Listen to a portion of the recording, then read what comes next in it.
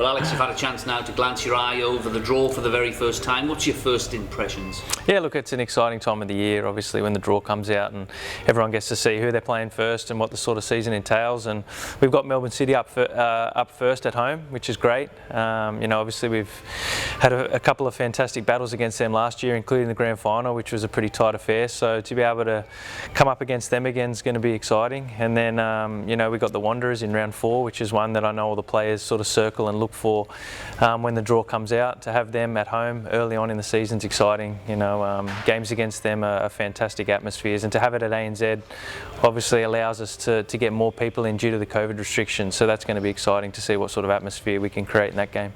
In terms of the grand final rematch at the start, to have the W League alongside it as well for their grand final rematch, does that give you more incentive to perform, bigger crowd, that sort of thing? Yeah, for sure. It's a perfect start for the club, isn't it, to have both the W League and the A League teams starting off against in a grand final rematch. You can't ask for more than that, I suppose, for the fans in the first game, and I'm sure the W League girls are really looking forward to it, as are we. Any other fixtures that particularly stand out that you look for firstly when you look at the draw? Yeah, look, I think this year obviously having MacArthur come in is exciting, not only for the players but the fans as well. I think it's a chance for another derby to sort of be created, and I think we've got them in round 7 out at Campbelltown, which is not too far for our fans to travel, which is exciting, and it'd be interesting to see how they go in their first year. I think Melbourne Victory is another one that we always look for. Our rivalry with them's always been a big one, but I think it's grown to a new level in the last sort of 4 or 5 seasons with the amount of big games we've sort of played against each other, and there's always been a lot at stake when we take the field against them. So I think we got them in round 6 first time, so that's another one we always look for. And it's condensed fixture lists, certainly at the start of the season as well. Is that something that you look forward to as a player? Yeah, look, I think as a player you love playing games, much more so than training, I guess. So, the condensed schedule won't be a problem. The first, I think, 8 games or 7 games are in January, which is going to be a busy start for us, but it's also a chance for the crowds, being the festive season, to get out and not only support us but support all their teams within the A-League. A lot of them will be on holidays and off work, so it's a perfect opportunity to start the season with a bang. Chance as well for a lot of the young players coming through to get a chance this season. Are you looking forward to testing yourself against some of the up-and-coming stars? Definitely. I think we saw after the COVID break last season the amount of young talent that was coming through and given a chance to play extended minutes, and I think there's going to be more of the same this year. We've seen a lot of the teams promote from within their own academies or youth teams, and that's exactly what we want within Australian football, for the younger players to get more chances, more minutes and more experience, and hopefully that'll come this year.